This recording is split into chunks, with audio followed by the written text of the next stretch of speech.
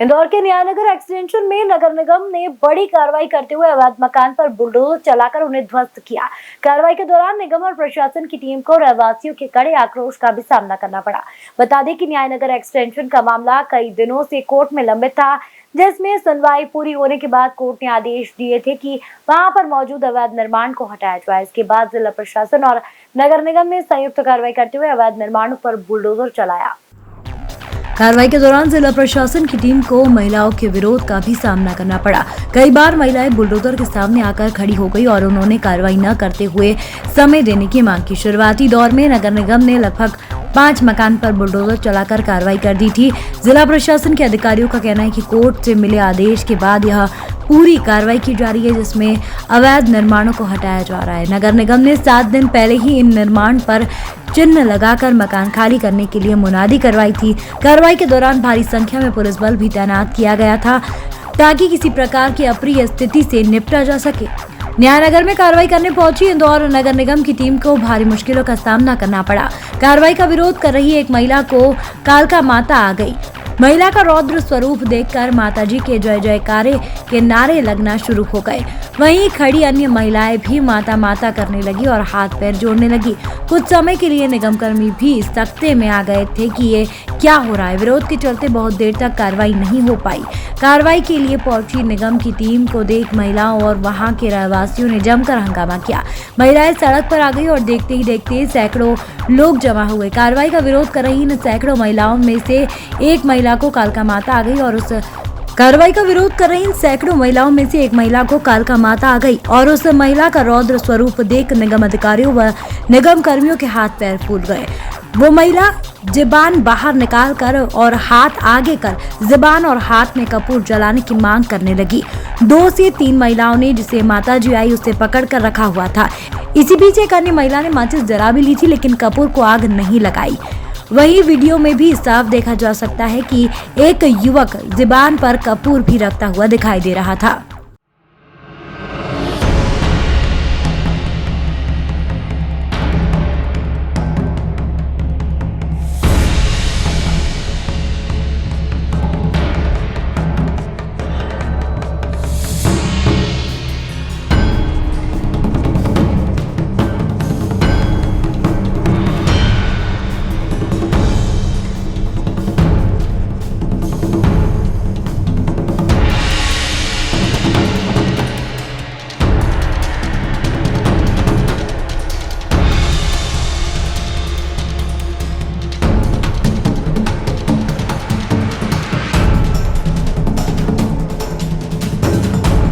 कार्रवाई का विरोध करते हुए महिलाओं और पुरुषों ने निगम की जेसीबी व टीम पर पथराव कर दिया। देखते ही देखते मौके पर भगदड़ मच गई और अफरा तफरी वाला माहौल बन गया। यह तो गनीमत रही कि कार्रवाई के दौरान विवाद की स्थिति को देखते हुए पुलिस प्रशासन बड़ी संख्या में मौजूद था, वरना स्थिति और बिगड़ सकती थी। रहवासियों ने कार्रवाई के विरोध में बहुत देर तक हंगामा होता देखा, जिससे कार्रवाई को रोकना पड़ा। लोगों को समझाइश भी दी, लेकिन वो मानने को तैयार नहीं थे। सैकड़ों लोग सड़कों पर जमा हो गए और जमकर उत्पात मचाया। पुलिस ने हंगामा कर रहे कई पुरुषों पर सख्ती दिखाते हुए उन्हें हिरासत में ले लिया। इस दौरान हमने मौके पर मौजूद महिलाओं का भी दर्द जाना। राजीव टाइम्स से चर्चा में महिलाओं ने कहा कि हमने मेहनत मजदूरी कर पाई जमा कर मकान बनाया। नेता लोग वोट लेने आ जाते हैं, लेकिन अब कोई मदद के लिए यहाँ नहीं आ रहा है।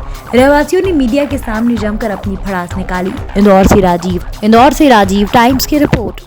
सबके कि हमने मेहनत मजदूरी करके घर बनाए हैं, लेकिन कोई नेता सुनने को तैयार नहीं। वोट लेना रहता है तो सब यहाँ झक मारने आते, लेकिन अभी कोई हमारी मदद करने नहीं आया। इतने बाल बच्चे सब सड़क पे बिलरा रहे, उसने फांसी लगा ली, कोई कुछ कर रहा, लेकिन कोई मदद करने को नहीं आया। वोट लेना होगा तो सब आएंगे यहाँ पे कि हमको वोट दे दो, हमको वोट दे दो। आज आना था ना, किसी को भी मदद करनी है हमारी, कोई नहीं आया। जब उनके दरवाजे गए तो हमारे मोबाइल चलने रहे, हमारे आदमियों को मार रहे हैं। उनको टैक्स भरा है जमीन का, तो ये प्रशासन की गलती। हमसे टैक्स लेना ही नहीं था, क्यों टैक्स लिया? नल का बिल भर रहे, बिजली का बिल भर रहे, कचरा का, ये तो प्रशासन की जवाबदारी है ना। तो प्रशासन तोड़ने आ रहा है तो प्रशासन हमारी बात क्यों नहीं सुन रहा है? सुनना चाहिए ना प्रशासन को कि सामने वाला इतने गरीब है और हमने 2001 से टैक्स भरा, आज 23 साल हो गए। 23 साल से टैक्स भरा तो गवर्नमेंट जब सोई थी, अब गवर्नमेंट जग गए और जो पैसे दे रहे हैं जज हमारी एक भी फाइल को देखने को ही नहीं, सब निरस्त कर रहा है। सुनवाई नहीं, हमारी सुनवाई फाइल खोल ही नहीं रहा। सुनीता वैरागी। फाइल देख ही नहीं पा रहे। ऐसे करेंगे हम लोग तो क्या बच्चों को पढ़ाएंगे? आप बोलते हो बच्चों पढ़ाओ, बेटी पढ़ाओ, क्या पढ़ाएंगे? जब आप हमको घर से बेघर करोगे तो हम क्या पढ़ाएंगे? आप बताइए।